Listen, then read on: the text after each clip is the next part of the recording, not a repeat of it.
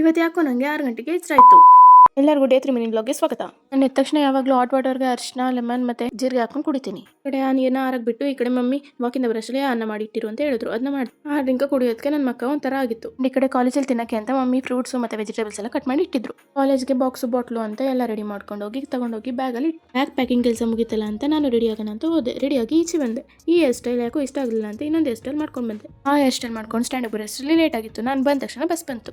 2 second late ಆಗಿದ್ರು ಬಸ್ಸಿಂದ ಓಡಬೇಕಾಗಿತ್ತು. ನಾವು ಬರೋ ಟೈಮ್ಗೆ ರೈಲ್ವೆ ಗೇಟ್ ಹಾಕ್ಬಿಟ್ರು. ಯಾವಾಗಲೂ 1 ಟ್ರೈನ್ ಹೋಗ್ತಿದ್ದು, ಇವತ್ತು ಆ ಕಡೆಯಿಂದ ಈ ಕಡೆಯಿಂದ 2 ಟ್ರೈನ್ ಹೋಯ್ತು. ನಾನು ಹೇಳಿದ್ದು ಡೈರೆಕ್ಟ್ ನಮ್ಮ ಕ್ಲಾಸ್ ರೂಮ್ ಒಳಗಡೆ ಬಂದೆ. ಇವತ್ತು ವೆಗ್ನೆಸ್ಡೇ ಆಗೋದ್ರಿಂದ ಎಲ್ಲ ಕಲರ್ಫುಲ್ ಆಗಿ ಮಿಂಚ್ತಾರೆ. ಆದರೆ ನಮ್ಮ ಮರ್ಷಿ ಮಾತ್ರ ಈ ಕರಿಕೋಟ್ ಮಾತ್ರ ಯಾವತ್ತೂ ಬಿಡಲ್ಲ. ಮತ್ತೆ ನಮ್ಮ ಪೂಜೆಗೆ ಕೂಡ ಡಿಫ್ರೆಂಟ್ ಆಗಿ ಕಾಣ್ತಿದ್ಲು. ನಾನು ತಕ್ಷಣ ನಮ್ಮ ಸಂಜೆ ಹೇಳಿದ್ದೇನೆಂದ್ರೆ ನಾನು ಚೆನ್ನಾಗಿ ಕಾಣಿಸ್ತಿದ್ದೀನಂತೆ ಇವತ್ತು. ಈಗ ನಾನು ಹೇಳಿದೆ ನಾನು ಯಾವಾಗಲೂ ಚೆನ್ನಾಗಿ ಕಾಣ್ತೀನಿ, ನಿನ್ನ ಕಣ್ಗೆ ಏನೋ ಆಗಿರಬೇಕು ಅಂತ. ಈ ಕಡೆ ನಮ್ಮ T M Dairy Milk chocolate ತೋರಿಸ್ಬಿಟ್ಟು ಉಡಿಸ್ತಾವಳೆ. ಸಿಯರ್ ಅಕ್ಕ ಜಿಗುಪ್ಸೆಯಿಂದ ಯಾವಾಗಲೂ ಬೋಡಿಸ್ತಿದ್ದವಳು, ಇವತ್ತು ಎಂಜಾಯ್ ಮಾಡ್ಕೊಂಡು ಬೋಡಿಸ್ತಾವಳೆ. ಒಂದು ಜೋಕುಗೆ ಸಂಚನೆ ಎದ್ದು ಬಿದ್ದು ನಗ್ತಾ ಇದ್ಲು ಅಂತ ಹೇಳಿದ್ನಲ್ಲ, ಏನು ಜೋಕು ಅಂತ ನೀವು ಕೇಳಿಸ್ಕೊಳ್ಳಿ.